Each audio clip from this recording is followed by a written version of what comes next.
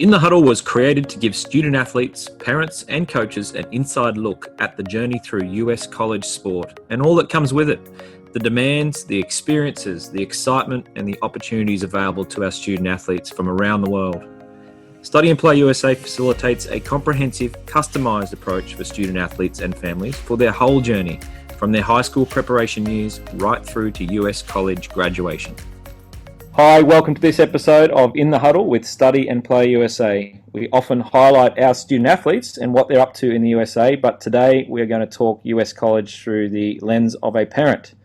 In fact, today's guests have not one but two children, both of whom have taken the US college pathway option. Joining us are parents of Ryan and Jack, Ruby and Bill Jaede. Welcome to In the Huddle. Hey Chris, how are you? Hey Chris, good to see you. You too. Thanks for joining us tonight. No worries. Good with you. Absolutely. Always good to catch up with you guys. We might start off. What's happening with you guys at the moment? Whereabouts are you these days? Well, we're in Singapore. We've been here for a few years, but just quietly, we are really looking forward to getting back to Australia soon. Yeah. We'll have to make sure we catch up when you get back and in some shape or form. Hopefully sooner than later. And what about the lads? I know you've got two boys, Jack and Ryan, as I mentioned at the top there. And obviously Jack's finished at the University of Southern California last year, and then Ryan is still got another year to go, I think, if I'm correct, at Winthrop University in South Carolina.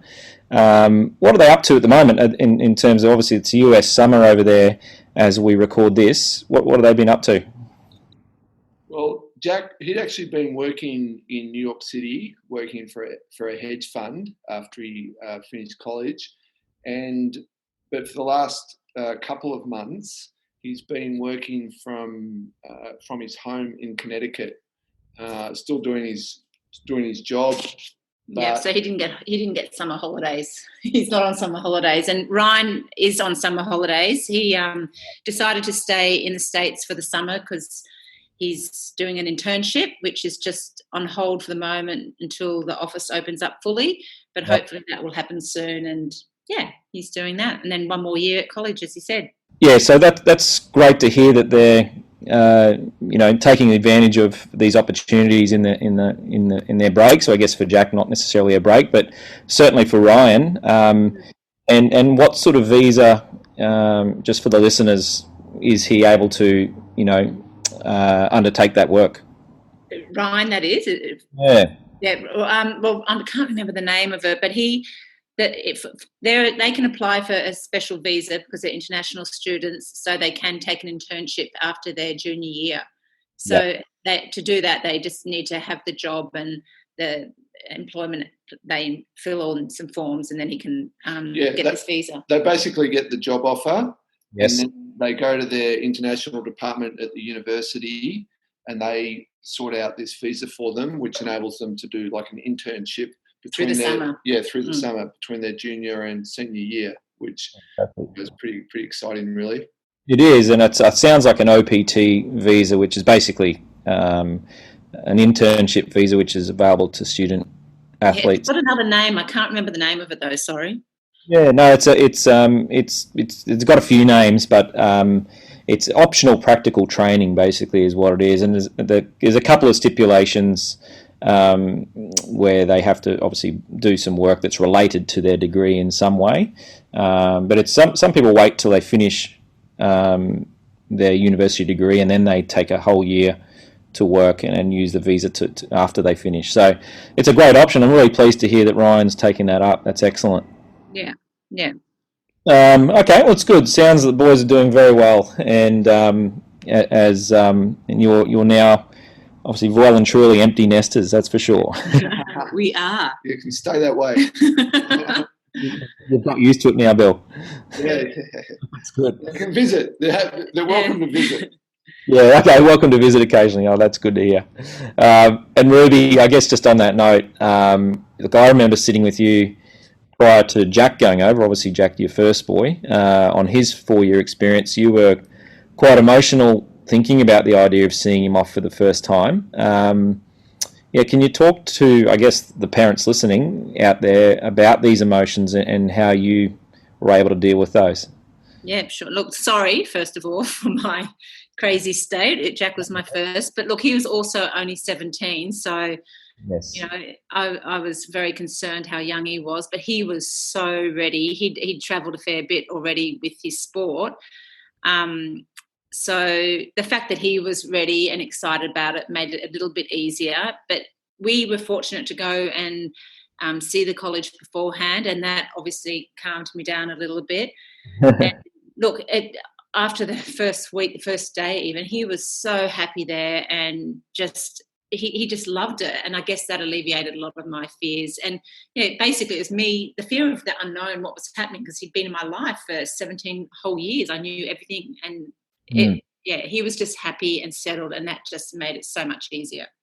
No, it's fairly common to hear that. So I think that's pleased that you share it, because other parents thinking about sending their boys or girls over, probably experience those same thoughts. But as you say, once you see them in action and happy, I think that's going to make most parents. And Chris, you always miss them. Of course, you always miss them, but just knowing they're happy is great.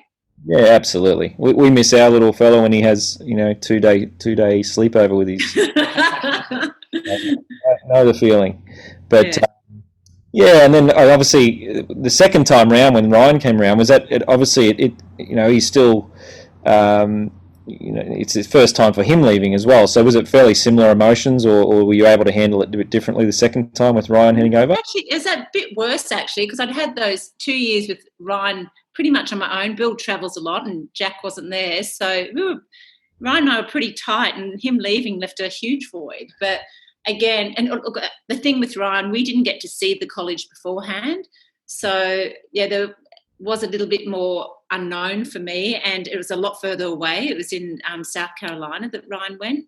Yes.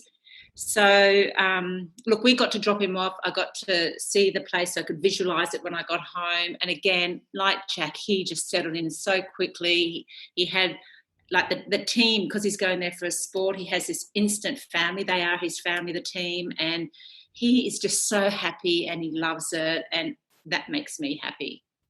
Yeah, it makes a lot of sense, I think, when you see it. Me and the boys, we didn't really have the fear of the unknown. We had more of the excitement of the unknown. Yeah, true. You're making Ruby sound like the super. Yeah, no, it's good. It's all good. I distinctly remember my dad was the one at the airport when I first went. Was the emotional one. I think Mum couldn't close the front door quick enough when I left, but they both welcomed me back when I got back, so that was good. But okay, yeah. So, and Bill, we've known you for many years. Obviously, working you through the process in finding the right college for two boys. So, effectively, go through the process a couple of times. So, I guess you and Ruby are a bit more experienced than most at what it takes to get the best outcomes for your children. And I guess for other parents, what do you think are the keys there to finding the right college? For your sons and daughters out there. We did a lot of our own research, like looked up the colleges online and what anyone can do, and so we did a lot of that. And we spoke to some kids that had come back to Brisbane after doing 4 years at college, and asked them about their experience. We relied heavily on your advice, because you'd obviously had quite a good, very good network over there, and knew a lot of the coaches and the different programs.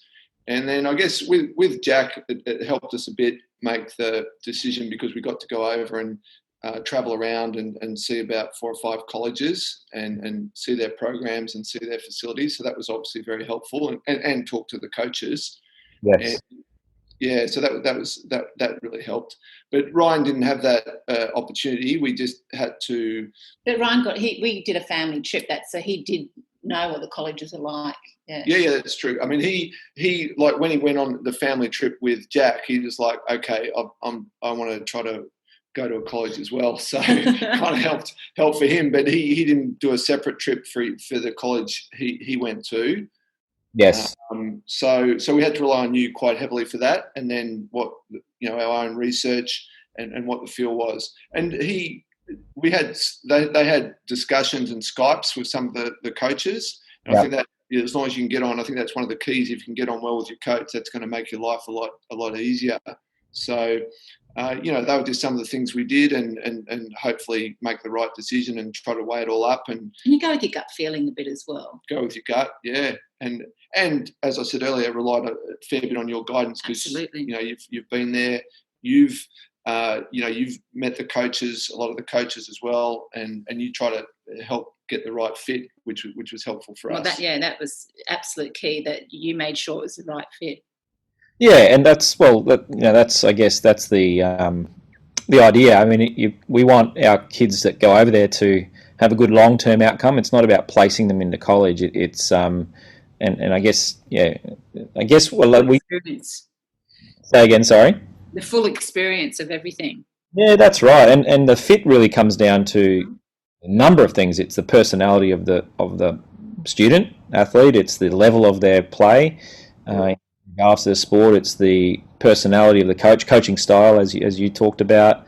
It's whether they're going to get looked after over there. It's a feeling. This feels right. This university. So. As I said, there's a lot of things that go into it, but the way you did it as well, I think doing your own personal research, talking to other families, we were happy to play our role as well. But that's really good feedback, I think, for other parents. And I think, did you sit around when you were sort of talking to these coaches and with your boys? Were you having family dinners where you discussed all those pros and cons together, and was there quite a lot of toing and froing and it's not an easy process. Was there angst at different points or did you only settle on a university when there was unanimous agreement in for that program, or how did that all come together? Yeah, we discussed it a lot and went backward and forwards and try to work out the pros and cons of what college would be the best for each of them, looking at the academics as well. That's a part of it. As we said earlier, the coach is the key. If you can feel comfortable with the coach. Yeah. But we talked about it a lot, basically. That's all we talked about. For a while, that was all we talked about. And no angst. It was all excitement on the boys' behalf. Yeah, it was all excitement, and when they get some offers or one offer, it's obviously very exciting, and that's what you're talking about. And look, and it's a decision. It's a decision you have to make. But yeah, so we obviously talked about it a fair bit. A lot, yeah. And I also think there's no perfect college for any person, in my opinion. I think it's what you make of it as well. Yes. I think going over there, there's going to be something at every university that is not as good as maybe somewhere else. There's always that grass is always greener in some aspect. So you just got to make do. I think, reflecting on my own experience, we had to travel 2 hours every day to training, and we were top 25 Division 1 program that I played at. So these days that would not happen, but that actually, we turned that into a positive because we got to know each other very well on the team bus every night, and we really, really bonded as a team. So we may not have done that if we were sort of in the comfort of our own campus every day. So there's always something that can challenge. So it's what you put into it, I think, as well, isn't it?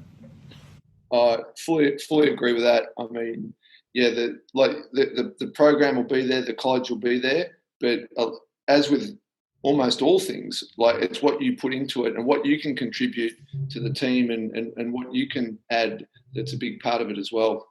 Yeah, absolutely. And I think that's something that we try and stress with our students and going over. It's you've got to get involved in the place and be open to things not always being perfect as well. So no, that's good to hear.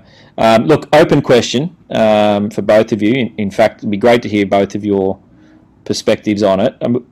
Look, you've had one boy finish, so that's he's gone through the whole 4-year college experience and graduated and all those exciting things, and you're one that's about to do it. What are the biggest changes that you've seen in both of your boys across the journey from when they left that they otherwise may not have experienced if they'd have stayed, in their home country? Yeah. Oh, geez. Look, obviously, they've both grown up a lot, but I think they're just so independent that they're having to do all this travel and organise themselves. Like, they came from, I probably looked after them a bit too much, but they're doing everything on their own, and I'm impressed with that. Like, they're just very independent, and nothing phases them. I love that about them. Yeah, but I think there's been a lot of changes, Chris. I mean, I think, like, Jack probably went over there thinking that, college was going to be a base for him, a springboard, maybe to go, like, to take the tennis to the next level and go on the pro tour.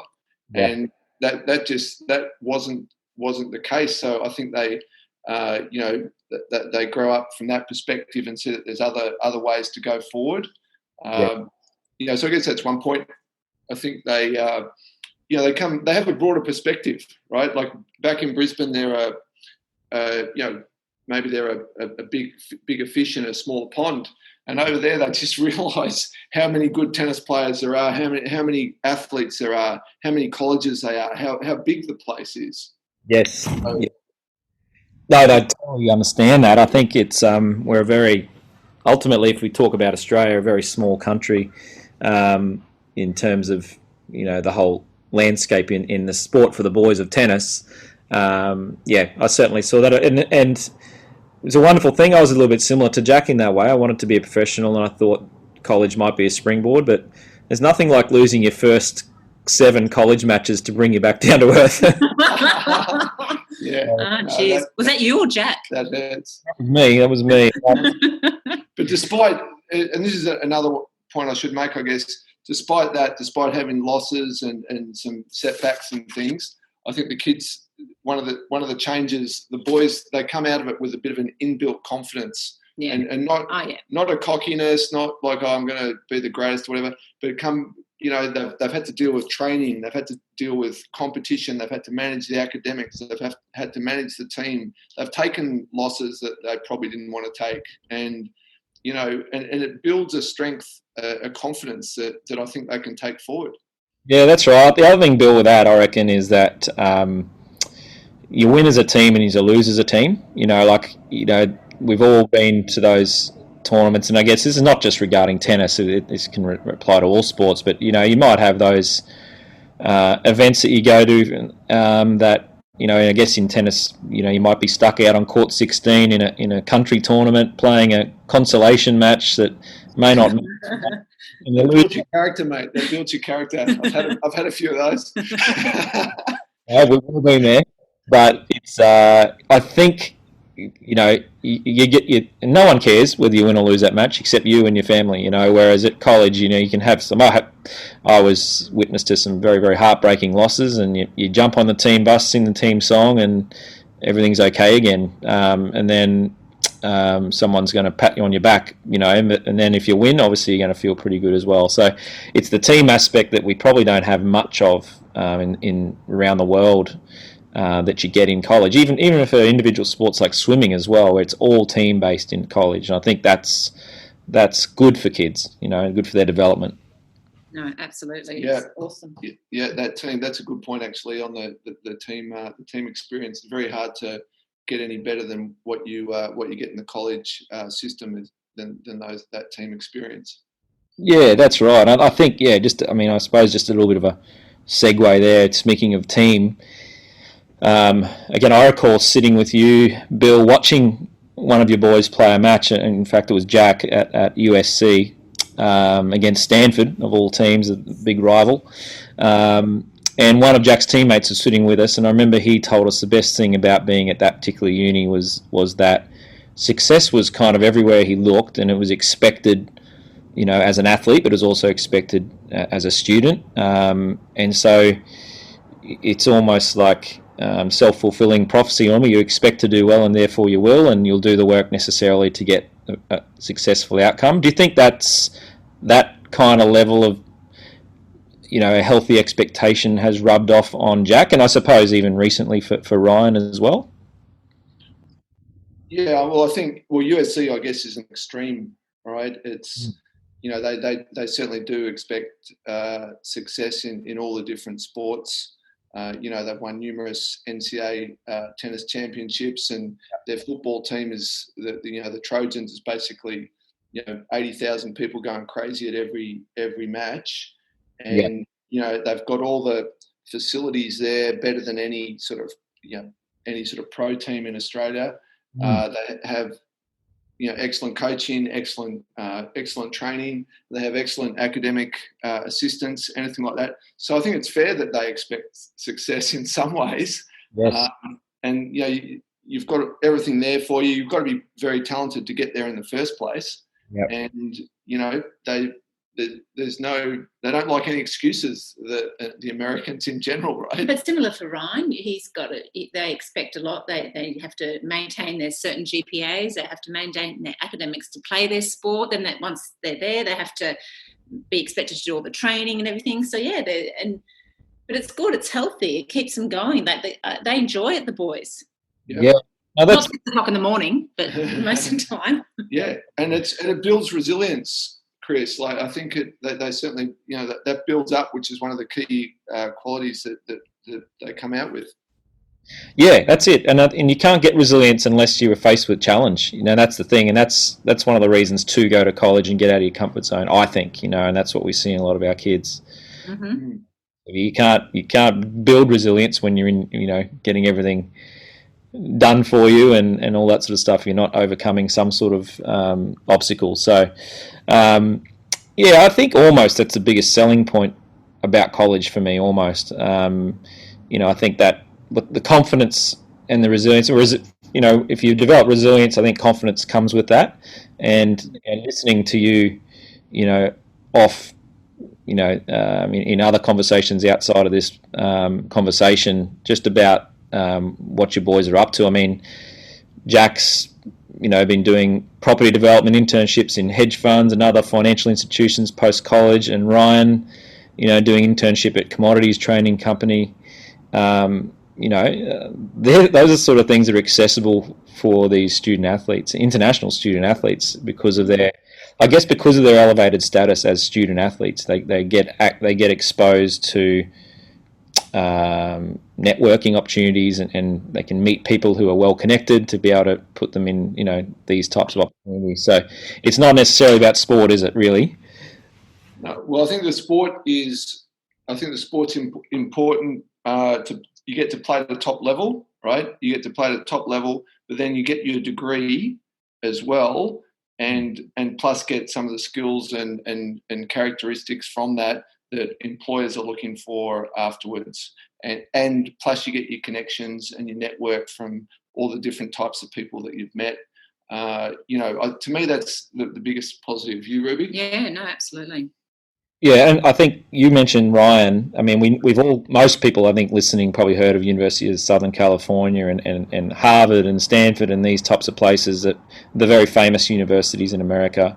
But not many people probably have heard of Winthrop in South Carolina. But as you say, he's getting so much support and so much opportunity there. It hasn't held him back. And the other thing that probably Jack's just found, and Ryan will find, is the alumni association's pretty strong in America, isn't it? Oh, absolutely. And that's, Ryan, they just have so many friends, and just, it's just great. No, they do. The alumni, that does help them a lot with their connections, and particularly at the big colleges, but even at the smaller colleges where Ryan is at Winthrop, I think it's about 6,000 people. Yes. And he's met a lot of people through there, through some of the friends he's made through the alumni network. The other sports, all the other sports that are there. Yeah, and the athletes, they are treated a little bit differently, and I think that's that helps their confidence as well. Yeah, absolutely. I think there's a stat that I read that only sort of 1% of students who go to college, including Americans, are actually student athletes. So they're in fairly it's a fairly unique environment in that way, and they are elevated whether they want to be or not, and that's and a that good. was a surprise to us. We didn't realise that was going to be the case. So that was it was nice. Yeah, absolutely. It's a very nice bonus when you're not expecting it. Mm.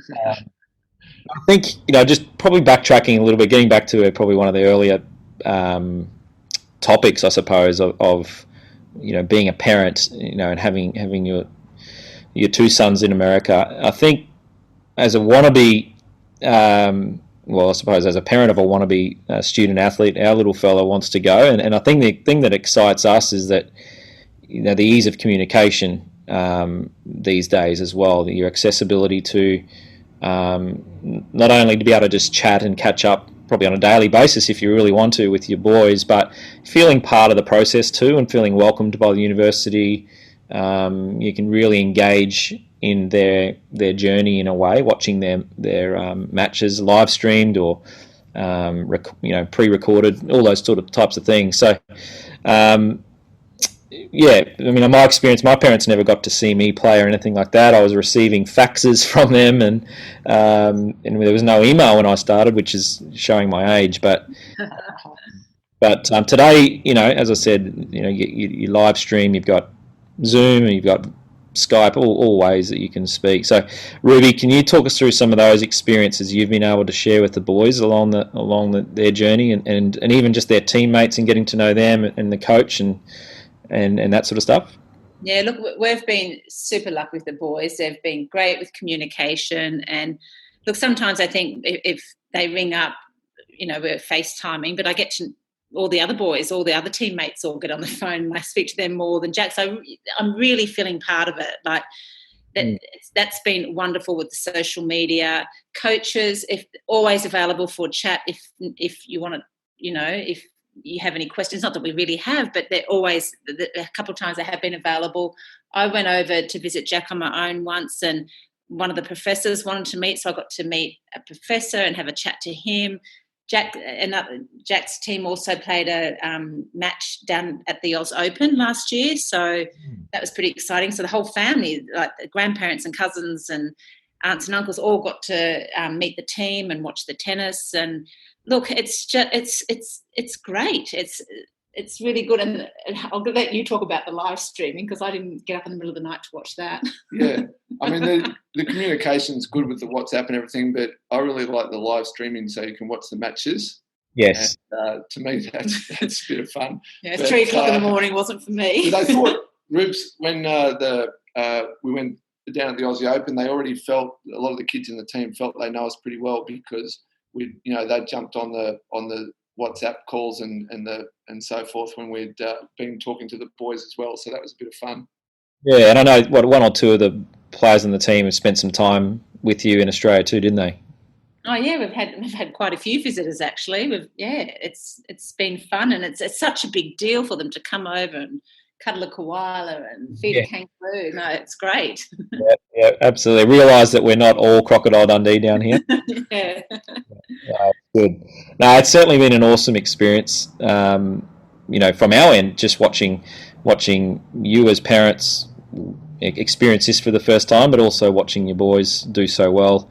That's what we love, the good long-term outcomes. So it's been an awesome journey for all of you. Just to finish on, I'm sure other parents who are in the same situation you were in, 5 or 6 years ago when you're about to start this process, they'd probably love to know, I suppose, from you, and feel free to both answer this, but, what are your top 2 benefits in this pathway for kids? And I guess maybe, what are a couple of things you wish you knew before you started that you could tell yourself? Oh, look, I think one of the benefits is like they both got to play the sport that they're passionate about at a great high level, and they got to do their academic. They got a degree. So for me, or for everyone, it was it was just such a good benefit to be able to do both, and then have that choice at the end of, well, for Jack a choice, and Ryan can make that choice later. They just have that choice. So it's a huge benefit, I think. Yeah, I agree. I think that was a huge benefit. But also, Chris, I think it was really, it exciting part of their life, right? Like you're not going to get that chance again. The buying the house and having the mortgage will always be there, right? So let's take this time to, get out there and see what else is there and make the most of it. Yeah, no, absolutely. Oh, that's good. And in terms of, any sort of regrets or anything you would do differently, do you think, as a family with the whole process? Not as a family, but I just wish I didn't worry so much in the beginning, because honestly, they had an instant family. They left us. They had an instant family, being part of a sport and a team, and I know they were happy, and I just wish I didn't worry so much. Yeah. Oh, look, Tony, it's very understandable, I'm sure. I think probably the hardest part of our job here at Study and Play USA is that, we do a lot of reassuring of parents and kids, naturally apprehensive before they go. And it doesn't matter what we say in the end. You just got to go and do it and witness it and have a crack. And, it's pretty common that parents and the students themselves will say, oh, yeah, no, I remember you saying, don't worry, it's all going to be okay, just roll with the punches. But, yeah, it's easier said than done, I'm sure, for parents. And as I said, we're about to potentially go through it with our little boy. He thinks he's going over for baseball one day. So we'll see what happens. What, next year? No, well, that's it. That's very confronting. He's only a little fella, but we've spent the last 16 years sending everyone else's children to college, and now we're faced with it ourselves. So it's payback for all those families. We'll be there, Chris. We'll be there. I appreciate it, guys. Well, the time does go fast, Batesy. Chris, sorry, the time does go super fast. So they just make the most of it when they're there, because I know it's a cliche, but time flies and you just got to go for it.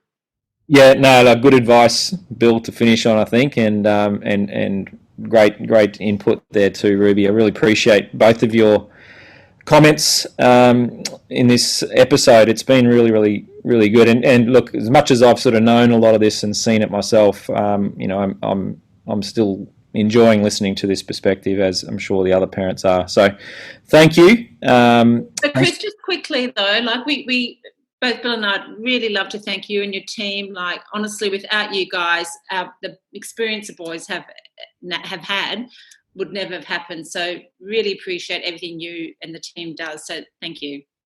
Look, you don't, no need to say that, but I really, really, obviously, we appreciate that sort of feedback, and it's all about good outcomes for us, and we're just so pleased that your boys have been able to, live their best 4 years over there. So, but we do appreciate those kind words. Thanks, Chris. Thank you. Thanks, Bill. Thanks, Ruby. We'll catch up again very soon. Okay. See you later. Take care. See you, mate.